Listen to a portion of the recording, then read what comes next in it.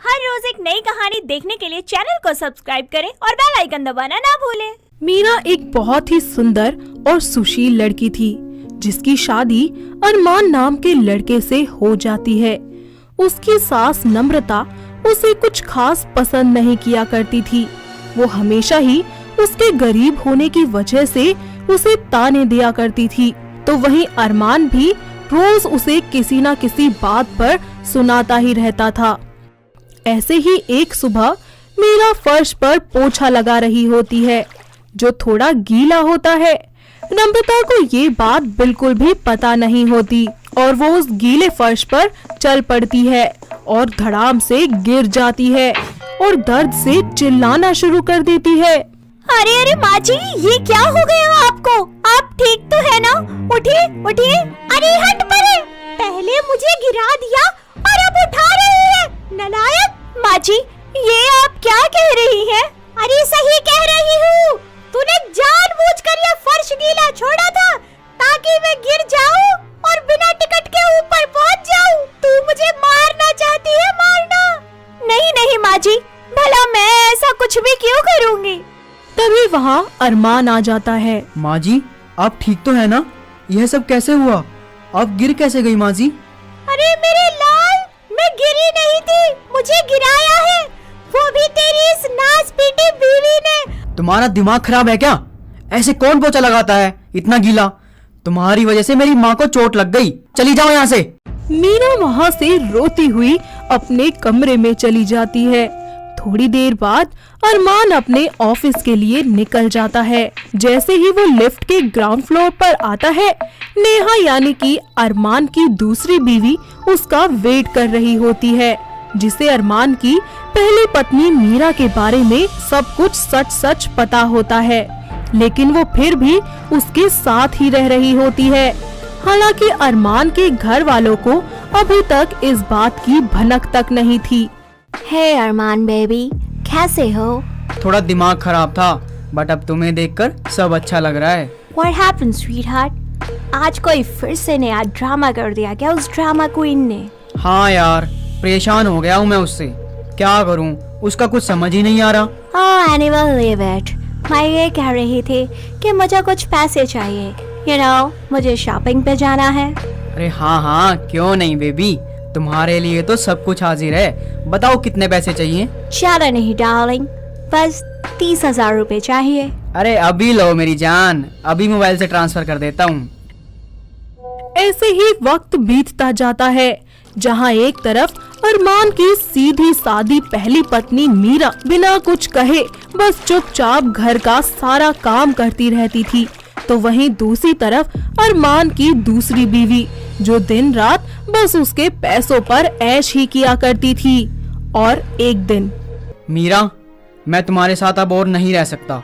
तुम और माजी रोज किसी न किसी बात पर कलेश करती रहती हो और ये सब मुझसे अब बर्दाश्त नहीं होता। जी सुनिए, माँ जी ही हमेशा मुझे बुरा भला कहती रहती है। मैंने आज तक उन्हें कोई जवाब नहीं दिया। मैं सच कह रही हूँ, मेरा यकीन कीजिए। मैं फैसला कर चुका हूँ, मैं तुम्हें डिवोर्स देकर ही रहूंगा। और ये लो, इन पेपर पर साइन कर दो, मैंने भी कर दिए हैं। मगर डिवोर्स क्यों अरमान जी? जो कुछ भी मेरे और माँ जी के बीच में हो रहा है, इसका मतलब ये तो नहीं है कि आप मुझे डिवोर्स दे दें। मुझे और कुछ नहीं सुनना। अरमान मीरा की एक नहीं सुनता और उससे जबरदस्ती साइन करवा लेता है। साथ ही उसे धक्के देकर घर से बाहर निकाल देता है और नेहा को अपनी पत्नी बनाकर घर में ले आता है। वक्त बीतता जाता है, मीरा के अंदर अब जीने की कोई आस नहीं बची थी और वो आत्महत्या करने के लिए खाई में कूदने ही वाली होती है कि तभी वहाँ अचानक से अजय नाम का लड़का उसका हाथ खींचकर उसे बचा लेता है और उससे कहता है, अरे तुम्हारा दिमाग तो ठीक है, क्या करने जा रही थी ये? क्यों बचा लिया मुझे? मर जाने दिया होता ना। आखिर मेरे पास कोई वजह भी तो नहीं है जीने की। क्या करूंगी मैं जीकर? देखिए, संभालिए अपने आप को। मैं समझता हूँ कि जिंदगी जीना आसान नहीं, मगर ऐसे हार मान जाने से कुछ नहीं होगा। आप मुझे बताइए, क्या समस्या है आपकी? मीरा अजय को अपनी पूरी आपबीती सुनाती है। देखिए मीरा जी, मैं समझता हूँ कि जो भी आपके साथ हुआ वो बहुत गलत हुआ, लेकिन उसकी सजा आप खुद को क्यों दे रही हैं? यह उनकी गलती है जो आपके गुणों को नहीं जान पाए और आप उनके लिए अपनी जान देने चली है। तो क्या करूं मैं, आप ही बताइए ना खाने के लिए पैसे हैं, ना रहने के लिए सर पर छत है, जाऊं तो जाऊं कहाँ? अरे देखिए, आप एक काम कीजिए, आप मेरे साथ मेरे घर चलिए, मेरी माँ आपसे मिलकर काफी खुश होंगी। ये कैसी बातें कर रहे हैं आप? भला मैं आपके साथ कैसे जा सकती हूँ? वो दरअसल बात यह है कि मेरी माँ की तबीयत काफी खराब रहती है और मैं काफी दिन से उनके लिए केयर टेकर ढूंढ रहा हूँ और आपको भी काम की जरूरत है। फिर ठीक है। अजय मीरा को अपने साथ घर ले आता है, जहां मीरा उसकी माँ शीतल की केयर टेकर बनकर काम करना शुरू कर देती है। ऐसे ही समय बीतता जाता है। मीरा रात दिन शीतल की सेवा किया करती और इसी बीच अजय उसका अपनापन देखकर और उसके संस्कार देखकर उसे अपना दिल दे बैठता है और थोड़े ही समय बाद दोनों एक दूसरे से शादी कर लेते हैं। तो वहीं दूसरी तरफ नेहा आए दिन अपने महंगे महंगे खर्चों से अरमान के नाक में दम कर देती। ऐसे ही एक दिन नेहा घर के रिनोवेशन के लिए आर्किटेक्ट को बुलाती है। Oh sir, please please come. ये कौन है नेहा? अरमान, ये आर्किटेक्ट है, इन्हें मैंने बुलाया है घर रिनोवेशन करवाने के लिए। मैम, आपका घर तो वैसे काफी अच्छा है और इसके रेनोवेशन में कम से कम 1.5-2 करोड़ रुपए लग जाएंगे। क्या 2 करोड़? अरे नहीं, हमें कोई रिनोवेशन नहीं करानी है। अरमान, इतना ओवर रिएक्ट करने की भला क्या ही जरूरत है? लेकिन नेहा, हमारे पास इतने पैसे कहाँ से आएंगे? डोंट टेलिंगलाई अरमान, मैंने सुबह ही तुम्हारे फोन में मैसेज देखा था कि तुम्हारे अकाउंट में पूरे 2.5 करोड़ रुपए ट्रांसफर हुए हैं। मगर नेहा, वो तो... अगर मगर कुछ नहीं अरमान, तुम मुझसे प्यार करते हो ना, देन मेरी खुशी के लिए इतना भी नहीं कर सकते? अरमान नेहा की बात मानकर उसे पैसे दे देता है। ऐसे ही आए दिन नेहा अपने पति के पैसों को पानी की तरह बहाती ही रहती थी और तभी एक दिन अरमान जब अपने ऑफिस से घर आ रहा होता है कि तभी उसकी कार का एक्सीडेंट हो जाता है और इस हादसे में उसके दोनों पैर खराब हो जाते हैं और वो विकलांग हो जाता है, जिसके कारण उसके घर की आर्थिक हालत काफी खराब हो जाती है और वक्त इतना ज्यादा खराब आ जाता है कि घर में खाने तक के लाले पड़ जाते हैं। ऐसे ही एक दिन अरमान, मुझे तुमसे कुछ बात करनी है। हाँ नेहा, कहो। मैं तुम्हारे साथ अब एक और दिन नहीं बिता सकती। इस गरीबी में मेरा दम घुटता है। I need divorce. देखो नेहा, हम बैठकर आराम से बात करते हैं। नेहा उसकी एक भी बात नहीं सुनती और घर छोड़कर चली जाती है। बिगड़ते हालातों के कारण अरमान की मां नम्रता की भी तबीयत खराब हो जाती है और समय पर इलाज न मिलने के कारण उसकी मां की मौत हो जाती है। वही अरमान को भी अपनी गलतियों का एहसास होता है कि उसने अपनी पहली पत्नी मीरा के साथ कितना ज्यादा गलत किया था और धीरे धीरे अकेलेपन के कारण वो डिप्रेशन में चला जाता है और एक दिन हालातों से हार कर और अपना मन मार कर वो अपनी कलाई काटकर सुसाइड कर लेता है। तो वहीं दूसरी तरफ मीरा अपनी जिंदगी अजय के साथ खुशी खुशी बिताने लगती है। नित्या एक बहुत ही चुलबुली और अच्छी लड़की थी। उसकी शादी नील आहूजा नाम के एक लड़के से हो जाती है। उसकी ससुराल में उसकी सास लीलावती, ससुर अमर और ननंद कल्पना रहती थी। लीलावती आए दिन अपनी बहू को किसी न किसी बात पर खरी खोटी सुनाती ही रहती थी, पर नित्या कभी भी उनको कोई गलत जवाब नहीं देती थी और हमेशा ही अपना बहू होने का फर्ज अच्छे से निभाती थी। ऐसे ही एक सुबह, अरियाना स्वीटी, खाना बना या नहीं? माँ जी, ये लीजिए खाना। अरे ये क्या बनाया है तूने? ये दाल है या पानी? और ये रोटी? रोटी कम और अफ्रीका का नक्शा ज्यादा लग रही है।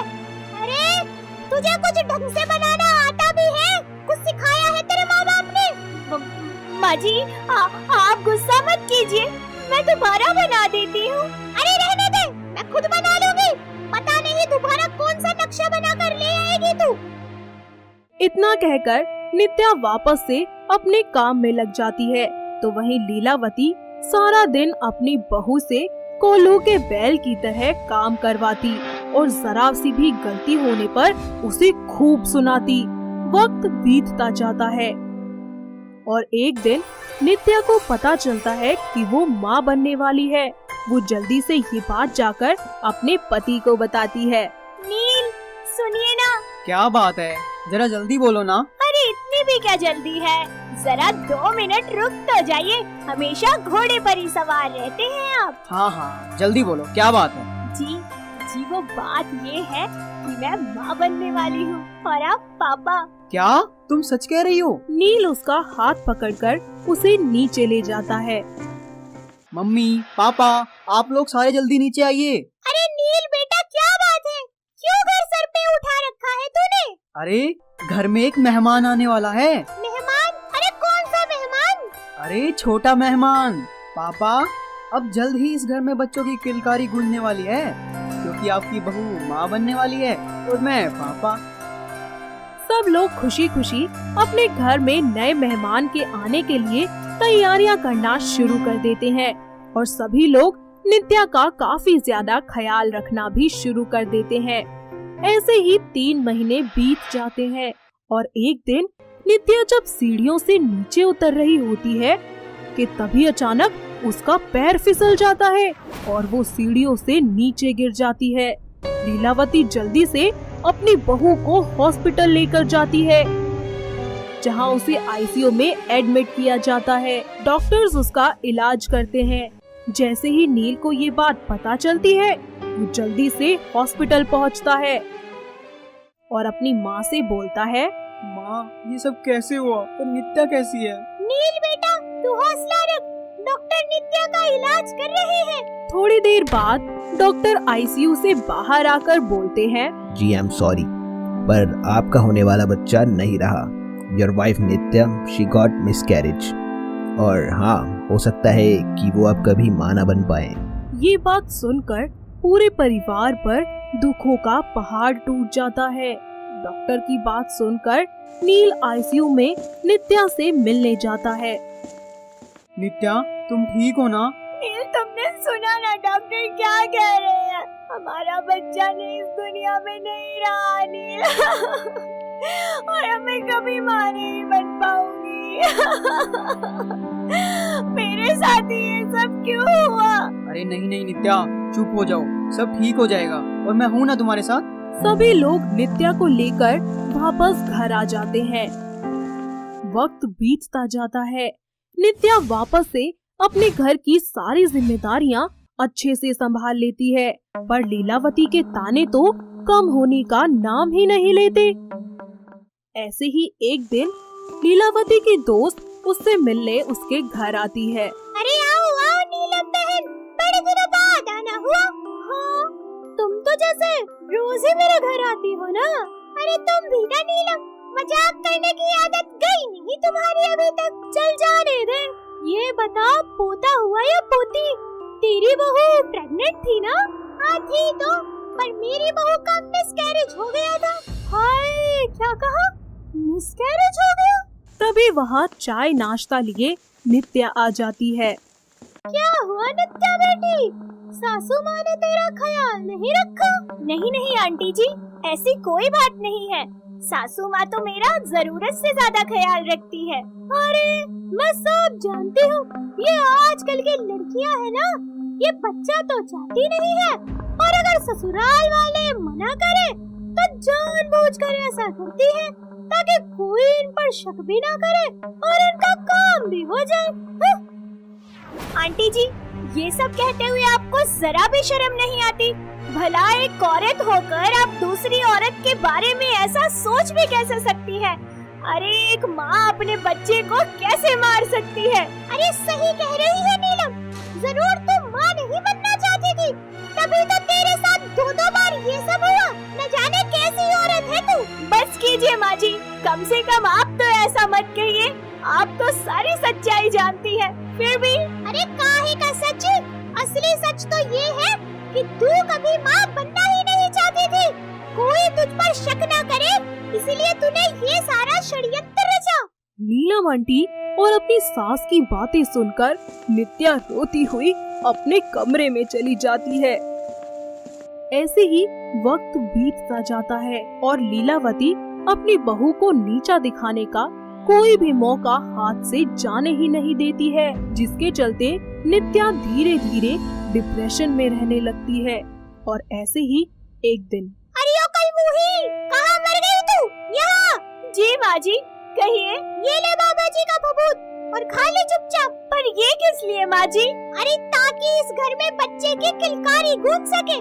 और क्या, चुपचाप खा ले, नहीं तो मुझे जबरदस्ती खिलाना भी आता है। पर माँ जी, ये सब कुछ अंधविश्वास है और मैं इन सब को नहीं मानती।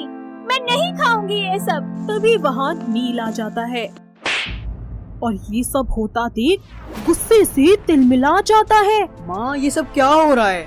और आपने नित्या पर हाथ क्यों उठाया? अरे बेटा, तू नहीं जानता, ये औरत डायन है, डायन। ये माँ नहीं बनना चाहती थी, इसीलिए इसने 2 बार अपने बच्चे को मार दिया। माँ, आप होश में तो है ना? आप जानती भी है क्या कर रही हैं आप? हाँ बेटा, मैं सब जानती हूँ। और वो तो भला हो नीलम का, जो उसने मेरी आंखें खोल दी और ये भभूत मिला कर दिया है। बस करो माँ, आपको शर्म आनी चाहिए। किसी और की बातों में आकर आप अपनी बहू पर शक कर रही हो और इन सब ढोंग पाखंड में यकीन कर रही हो आप। क्या आपने एक बार भी नित्या से जानना चाहा कि इतना सब होने के बाद उस बेचारी पर क्या बीती होगी? पर नहीं, आप तो उसे ताने देती रहती हो हमेशा। अरे बस करो माँ। नील की बातें सुनकर लीलावती को अपनी गलती का एहसास हो जाता है और वो नित्या से माफी मांगती है। ऐसे ही कुछ समय बीत जाता है।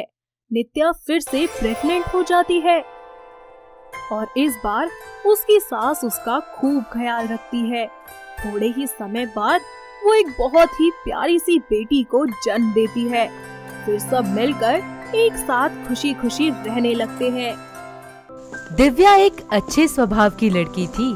वैसे तो हर काम में वो सफल थी, लेकिन उसमें एक कमी थी कि उसके आगे के दांत बड़े और बाहर की तरफ थे, जिसकी वजह से सब उसे दत्तू, दत्तल और ना जाने कैसे कैसे नामों से बुलाया करते थे। पर वो कभी भी किसी की बात का बुरा नहीं मानती थी और बस खुलकर मुस्कुरा दिया करती थी। वो एक स्टैंड अप कॉमेडियन बनना चाहती थी। ऐसे ही एक दिन, अरे बेटी, लोग तेरा इतना मजाक उड़ाते हैं, तुझे ना जाने किन किन नामों से बुलाते हैं, फिर भी तू हंसती रहती है। तुझे दुख नहीं लगता? हाँ? तो क्या हो गया माँ? अगर किसी को मेरे दांत देखकर मजाक बनाने में खुशी मिलती है, उनका दिन अच्छा हो जाता है, तो इसमें बुरा ही क्या है? ये तो एक बहुत अच्छी बात है कि मैं किसी की खुशी की वजह बनती हूँ। ये बात बोलकर दिव्या हंसती मुस्कुराती घर से निकलती है और स्टैंड अप कॉमेडी क्लब में अपने टेस्ट के लिए पहुंचती है। लेकिन वहाँ का मैनेजर उसके बड़े दांतों के कारण उसे परफॉर्मेंस देने से मना कर देता है। वो निराश होकर क्लब के बाहर एक पार्क में बैठ जाती है, जहाँ अभिनव नाम का लड़का बेंच पर बैठकर रो रहा होता है। वो उसके पास जाती है और बोलती है, हेलो, मेरा नाम दिव्या है, आप ठीक तो है ना? और आप इतना रो क्यों रहे हैं? मेरा नाम अभिनव है और मैं ठीक हूँ। अरे अब बता भी दो, क्या बात है? वो दरअसल आज मेरा ना स्टैंड अप कॉमेडी परफॉर्मेंस था और मेरे जोक्स इतने बेकार थे कि लोगों ने मेरे ऊपर चीजें फेंकना चालू कर दिया और मुझे भगा भी दिया। ओ, तो ये बात है। एक बात बताऊं, किसी को खुश करने के लिए ना पहले खुद को खुश करना सीखो, तब लोगों को हंसा पाओगे। सही कहा। वैसे तुम यहाँ क्या करने आई थी? मैं भी स्टैंड अप कॉमेडियन बनना चाहती हूँ, पर कोई मुझे चांस ही नहीं देता। मेरे लंबे दांतों का मजाक बनाकर मुझे बाहर निकाल देते हैं। वो वैसे मैं क्या कह रहा था, क्यों ना आप अपने जोक मुझे सुनाओ? दिव्या अभिनव की बात मानकर उसे एक के बाद एक जोक सुनाती है, जिसे सुनकर अभिनव हंस हंस कर लोटपोट हो जाता है। तुम तो हंसा हंसा कर मार ही डालोगी यार। सच में तुम तो किसी खूसट और अड़ियल इंसान को भी हंसा दो। Thank you so much. सुनो दिव्या, मैं क्या कह रहा था, मेरे जोक्स हिट नहीं कर रहे और तुम्हें कहीं चांस नहीं मिल रहा, तो क्यों ना हम दोनों टाई अप कर लें, इससे हम दोनों का फायदा होगा। क्यों, क्या कहती हो? दिव्या उसे हाँ कर देती है और वो दोनों साथ में काम करने लगते हैं। कुछ समय बीत जाता है। अभिनव का स्टैंड अप कॉमेडी में काफी नाम हो जाता है। उसके सभी शो हिट हो जाते हैं। वो सफलता की नई ऊंचाइयों पर पहुंच जाता है और उनकी दोस्ती प्यार में कन्वर्ट हो जाती है, जिसके बाद वो दोनों शादी कर लेते हैं। लेकिन दिव्या की सास शालिनी उसके लंबे दांतों की वजह से आए दिन उसका मजाक बनाती और ताने दिया करती थी। ऐसे ही एक दिन दिव्या किचन में खाना बनाते हुए नाच रही होती है। अरे ओ गोरिल्ला से दांतों वाली, अपने पूर्वज बंदरों के ख्यालों में ताता थैया करना पूरा हो गया हो तो बता, खाना बना या नहीं? हाँ माँ जी, खाना तो तैयार हो गया, पर आप खा तो सकती है ना? मैंने बटर चिकन बनाया है, आप खा तो लेती होंगी। चलो, मैं तो ठहरी गोरिल्ला के खानदान से, मगर आप तो इंसानी है ना। आपके दांत तो बहुत कमजोर होंगे, ऊपर से आपकी इतनी उम्र भी हो गई है। हाय, मुझे तो बड़ा तरस आता है, कहीं आपका एक आधा दांत खिसक ना जाए। अरे तो क्या कहना चाहती है कि मेरे दांत कमजोर है, मैं खाना चबा नहीं सकती? अरे मैं तो तुझे चबा जाऊं। हाँ। तभी शालिनी जैसे ही खाना खाती है उसके दांत टूट जाते हैं और वो दर्द से बिलखती हुई रोती है और दिव्या उसे देखकर जोर से हंसने लगती है। आए आए, मर गई रे। आए, अरे नाच पीटी डंकनी डंक मार के तोड़ दिया ना मेरा दांत, और अब मुझे दर्द में देख कर हंस रही है।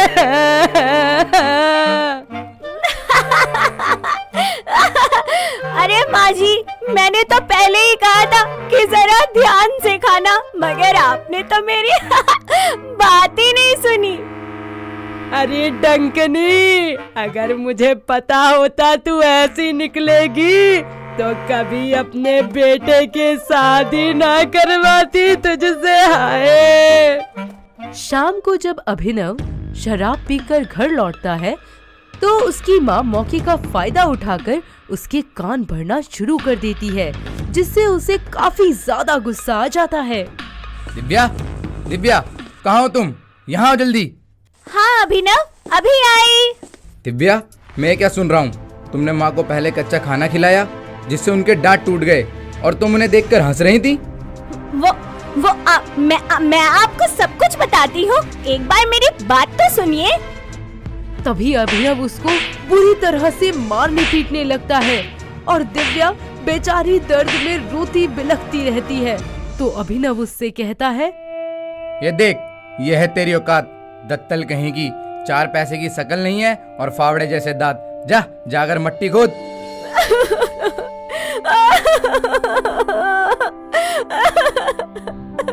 अब निकल जा मेरे घर से और मर कहीं जाके।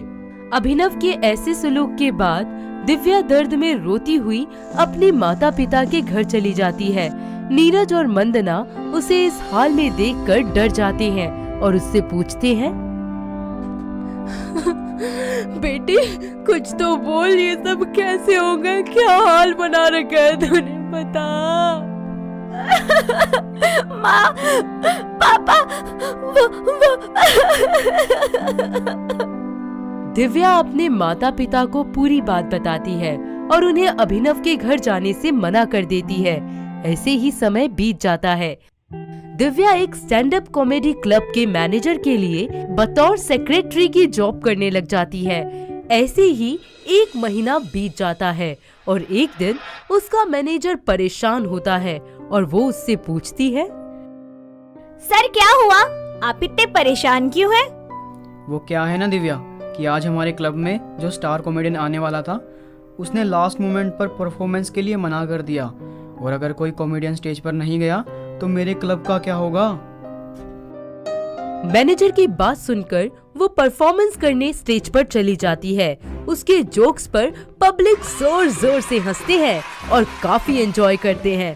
परफॉर्मेंस के बाद उसका मैनेजर उसे अपने क्लब में परमानेंट कॉमेडियन रख लेता है। ऐसे ही समय बीतता जाता है और उसका कॉमेडी की दुनिया में काफी नाम हो जाता है। जो लोग उसका मजाक बनाते थे अब वो उसकी इज्जत करने लगते हैं।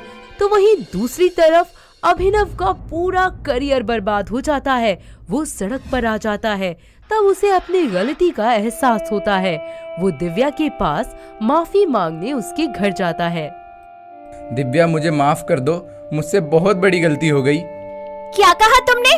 गलती? जो तुमने किया ना वो गलती नहीं, गुनाह था। शादी जैसे पवित्र बंधन का तुमने मजाक बनाकर रख दिया और अब मेरी जिंदगी में तुम्हारे लिए कोई जगह नहीं है।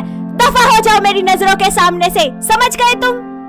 दिव्या उसकी एक नहीं सुनती और अपना गेट बंद कर देती है और अभिनव पछतावा लिए वहाँ से चला जाता है। दिव्या उसे डाइवोर्स देकर अपनी जिंदगी में आगे बढ़ जाती है। साथ ही किसी अच्छे लड़के से शादी करके अपने करियर में नई ऊंचाइयों को छूती है।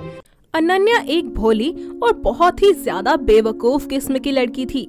वो बहुत ही छोटी थी जब उसके माता पिता की मृत्यु हो गई थी, जिसके बाद उसके बड़े भाई सचिन और भाभी सारा ने उसे अपने बच्चे की तरह पाल पोस कर बड़ा किया।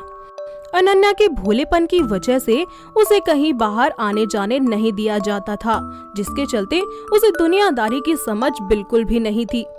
ऐसे ही एक दिन जब अनन्या घर पर अकेली होती है तो कुछ चोर उनके घर में घुस आते हैं। वो उन्हें मेहमान समझकर उनकी खातिरदारी करना शुरू कर देती है। अरे अंकल, आप कुछ ढूंढ रहे हैं क्या? मुझे बताइए ना, मैं आपकी मदद कर देती हूँ। मेरे भैया कहते हैं कि घर आए मेहमानों का ना खूब ध्यान रखना चाहिए। अरे मुझे लगता है कि ये लड़की पागल है, इससे जो मांगेंगे ये वही दे देगी। अरे भाई, पहले चेक कर ले, वरना कहीं ये भोली बनकर हमें दानवों की तरह पीटे। हाँ भाई, सही कह रहा है। तो अच्छा, एक गरमा गरम चाय पिला दो फिर। अनन्या जल्दी से चाय बनाकर दोनों चोरों के पास ले जाती है। ये लीजिए अंकल चाय, एकदम मस्त बढ़िया अदरक वाली। बिल्कुल बेटे, वाह, चाय तो सच में बहुत अच्छी बनी है। अरे आप लोग कुछ तलाश रहे थे ना, मुझे बताइए, मैं ला कर देती हूँ आपको। अरे हाँ, वो ऊपर वाले कमरे में जो तिजोरी है ना, उसमें पैसे रखे हैं, वही चाहिए हमें। वो क्या है ना, आपके भाई ने मंगवाए हैं। अरे बस इतनी सी बात, आप लोग चाय पीजिए, मैं अभी लेकर आती हूँ सारे पैसे। अनन्या कमरे में जाती है और तिजोरी से सारे पैसे निकालकर उन चोरों को बड़े ही प्यार से दे देती है। दोनों चोर बहुत ही ज्यादा खुश हो जाते हैं और वहाँ से खुशी खुशी चले जाते हैं। थोड़ी ही देर बाद जब उसका भाई घर आता है तो वो उसे सारी बात बताती है, जिसे सुनकर उसके भाई के तो होश ही उड़ जाते हैं। लेकिन अपनी बहन की मासूमियत देखकर वो उसे कुछ कह ही नहीं पाता। सारा को ये सब कुछ सुनकर बहुत ही ज्यादा गुस्सा आता है और वो उसके पास जाती है और कहती है, जी सुनिए, अब हमें अनन्या की शादी करवा देनी चाहिए ताकि वो थोड़ी समझदार बन सके। पर सारा, अभी उसमें इतनी समझ नहीं है कि वो एक परिवार की जिम्मेदारी को संभाल सके। ऐसे ही वक्त बीतता जाता है और एक दिन अनन्या के लिए सिद्धार्थ नाम के लड़के का रिश्ता आता है, जिसकी माँ मोहिनी एक बहुत ही मजाकिया किस्म की औरत थी। सभी लोग हॉल में बैठकर बात कर रहे होते हैं। बस करो बेटा, और कितना खिलाओगे? देख नहीं रहे मैं पहले ही कितनी मोटी हूँ। अरे नहीं नहीं आंटी, आप तो एकदम 0 साइज में हो, मुझे तो कहीं से भी मोटे नहीं लग रहे। अरे बेटा, तुम बड़े मजाकिया हो, बहुत ही अच्छा मजाक कर लेते हो। चलो अब अपनी बहन को तो बुलाओ जिसे हम यहाँ देखने आए हैं। तभी हाथों में चाय नाश्ता लिए अनन्या वहाँ आ जाती है। जी देखिए, आ गई मेरी प्यारी बहन। हाय कितनी सुंदर है, जी हमारी तरफ से तो रिश्ता पक्का है। इस तरह घर वालों की मंजूरी के साथ उन दोनों का रिश्ता पक्का हो जाता है और कुछ ही दिनों बाद उन दोनों की शादी हो जाती है। शादी के कुछ समय तक तो सब कुछ बहुत ही अच्छा चलता है। एक दिन अनन्या साफ सफाई करते हुए अपने पति के लैपटॉप पर बहुत सारी धूल देखती है, जिसकी वजह से वो उस लैपटॉप को पानी में धो डालती है और उसे कपड़ों की तरह साफ करके धूप में रस्सी पर सुखा देती है। थोड़ी ही देर बाद सिद्धार्थ जब अपने लैपटॉप के बारे में पूछता है तब अनन्या, तुमने मेरा लैपटॉप देखा है क्या? मिल नहीं रहा, मैं तो यहीं रख कर गया था। अरे वो जिस पर आप रोज सुबह शाम टिक टिक करते हैं ना, वो ना बहुत गंदा हो गया था। मैंने उसे अच्छे से डिटर्जेंट से धोकर धूप में सुखा दिया। देखना चमचमा जाएगा एकदम। क्या? हे भगवान, तुमने मेरा लैपटॉप धो दिया। दिमाग नहीं है क्या जरा भी तुम्हें, पागल लड़की? काफी गंदा हो गया था, इसीलिए तो धोया है। दोनों की आवाज सुनकर मोहिनी वहाँ आ जाती है और बोलती है, अरे बेटा क्या हो गया? तो क्यों चिल्ला रहा है इतना? माँ देखो, आपकी बहू ने क्या किया मेरे लैपटॉप के साथ, कपड़ा समझकर धो दिया। अरे ओ पागल, तुझे ये नहीं पता कि लैपटॉप को कपड़ों की तरह नहीं धोते? आप लोग बहुत बुरे हैं। एक तो मैंने इतनी मेहनत से लैपटॉप धोया, उसे चमकाया, मेरी तारीफ करने की बजाय मुझे ही डांट रहे हो। अरे तुझे पता भी है तूने क्या किया है? तूने लैपटॉप ही नहीं, मेरे बेटे की सारी मेहनत धो दी है। अरे उसके ऑफिस का सारा काम था इसमें। कोई नहीं माँ, रहने दो। भैंस के आगे बीन बजाने से कोई फायदा नहीं, इसे समझाना बेकार है। कुछ वक्त यूं ही बीत जाता है और अनन्या आए दिन कुछ न कुछ ऐसी नादानियां करती ही रहती। कुछ वक्त बाद सर्दियों का मौसम शुरू हो जाता है और सभी लोग घर के बरामदे में आग जलाकर हाथ सेक रहे होते हैं। तभी आग बुझने ही वाली होती है तो मोहिनी अपनी बहू से और कागज लाने को कहती है। अनन्या घर में हर जगह कागज ढूंढती है पर उसे कहीं नहीं मिलते। तभी वो कमरे की अलमारी खोलती है और ऑफिस के जरूरी फाइल्स निकाल कर ले आती है और उन्हें आग में जला देती है, जिसे देखकर सिद्धार्थ के तो होश ही उड़ जाते हैं। अरे ये क्या किया तुमने? अफीम खाती हो क्या, पागल लड़की? जब देखो तब मुझे ही सुनाते रहते हो, इसमें मेरी क्या गलती है? आपने ही तो कहा था कागज लेके आओ और ले आई, तो अब मुझे ही सुना रहे हो। अरे बेवकूफ लड़की, तुझे पता भी है ये कागज मेरे लिए कितने जरूरी थे? मुझे समझ नहीं आता, पहले बोला कागज लेकर आओ और जब लेकर आई तो आपका ये हाल है। अरे बकवास बंद कर तू अपनी। पता नहीं किस मनहूस घड़ी में मैंने तुझे अपनी बहू बना लिया था। तंग आ गई हूँ मैं तेरी इन हरकतों से। अरे मैं भी तंग हो गई हूँ आप लोगों से। जब देखो तब मुझे ही सुनाते रहते हो। मेरे भाई ने आज तक मुझ पर एक उंगली नहीं उठाई और आप दोनों मुझे रोज ही सताते रहते हो। तो एक काम कर, जा जाकर अपने भाई के घर पर ही रह तू, मुझे भी नहीं रहना यहाँ। सिद्धार्थ अगली सुबह अनन्या को उसके मायके छोड़ आता है। साथ ही उसकी सारी गलतियां भी उसके भाई बहन को बता देता है, जिसके बाद सचिन को अपनी गलती का एहसास होता है कि उसने जानबूझकर अपनी बहन को घर में ही बंद रखा, उसे नादान समझकर, और अपनी बहन को कभी भी दुनियादारी की समझ नहीं सिखाई। अगर उसने पहले ही ऐसा किया होता तो आज उसकी बहन का ये हाल बिल्कुल भी नहीं होता। वो अपनी बहन को प्यार से गले लगाता है। कुछ वक्त यूं ही बीत जाता है। सचिन और सारा मिलकर अनन्या को सारी चीजें सिखाते हैं और उसे बेवकूफ अनन्या से एक समझदार और होशियार अनन्या बना देते हैं। ऐसे ही एक दिन सचिन अपनी बहन को लेकर वापस उसके ससुराल जाता है। आंटी जी, गलती मेरी ही थी। मैंने ही अपनी बहन की मासूमियत देखते हुए उसे कहीं आने जाने नहीं दिया, जिसके चलते उसका ये हाल हो गया। अरे नहीं नहीं बेटा, माफी तुम मत मांगो, माफी तो मुझे मांगनी चाहिए। असल में गलती तो मेरी भी है। एक सास होने के नाते मुझे ये बात समझनी चाहिए थी कि मैं अपनी बहू को सारी चीजें अच्छे से सिखाऊं, पर मैंने तो अपनी बहू को घर से ही निकाल दिया। अनन्या बेटा, मुझे माफ कर दे। मोहिनी अपनी बहू को प्यार से गले लगा लेती है। कुछ वक्त यूं ही बीत जाता है। अनन्या बिना कोई गलती किए सारा काम अच्छे से करने लगती है, जिसे देखकर सिद्धार्थ और मोहिनी दोनों ही बहुत ज्यादा खुश होते हैं। थोड़े ही वक्त बाद अनन्या प्रेग्नेंट हो जाती है और एक बहुत ही क्यूट सी बेटी को जन्म देती है।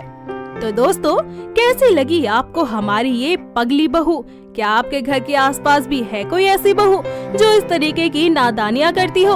अगर हाँ, तो हमें कमेंट करके जरूर बताएं। दोस्तों, अगर आपको ये कहानी पसंद आई तो इसे लाइक करें, शेयर करें और कमेंट करके बताएं कि कहानी में आपको सबसे अच्छा क्या लगा।